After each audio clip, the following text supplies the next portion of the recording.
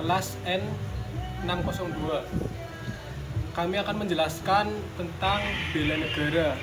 Bela negara adalah sebuah konsep yang disusun oleh perangkat perundangan dan petinggi suatu negara tentang patriotisme seseorang, suatu kelompok atau seluruh kepentingan mempertahankan eksistensi negara tersebut. Nama saya Wimbo Mukti, NIM D22 2022 03468. Secara fisik, hal ini dapat diartikan sebagai usaha pertahanan menghadapi serangan fisik atau agresi dari pihak yang mengancam keberadaan negara tersebut.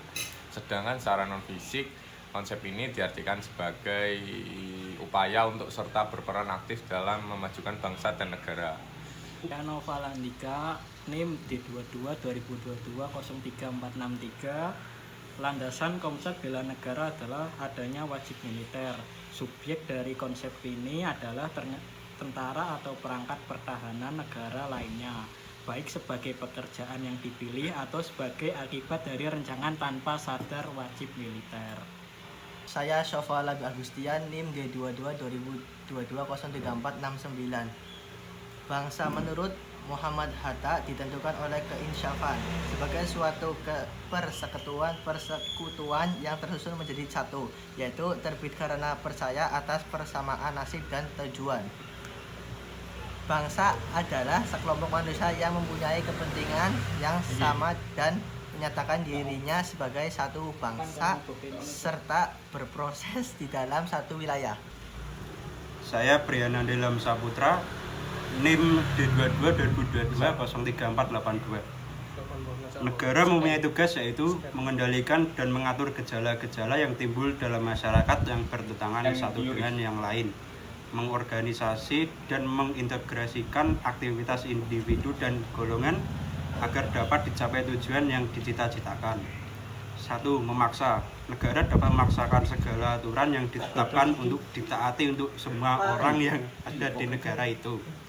2. Memonopoli. Negara sebagai penyelenggara kepentingan umum berhak memiliki hak memonopoli dalam pengelolaan urusan-urusan tertentu. 3. Mencakup semua. Kekuasaan negara berlaku bagi setiap orang yang ada di wilayah negara itu tanpa terkecuali. Saya Surya Kartiko, NIM D22 2022 03472.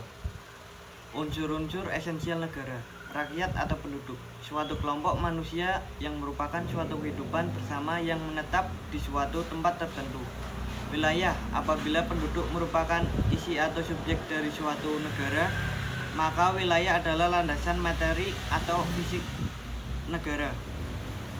Pemerintah yang berdaulat adalah pemerintah yang memiliki kekuasaan tertinggi yang berarti tidak berada di bawah kekuasaan yang lain. Kerangka dasar kehidupan berbangsa dan bernegara. Pancasila sebagai falsafah, ideologi dan dasar negara Republik Indonesia. UUD 1945 sebagai landasan konstitusional.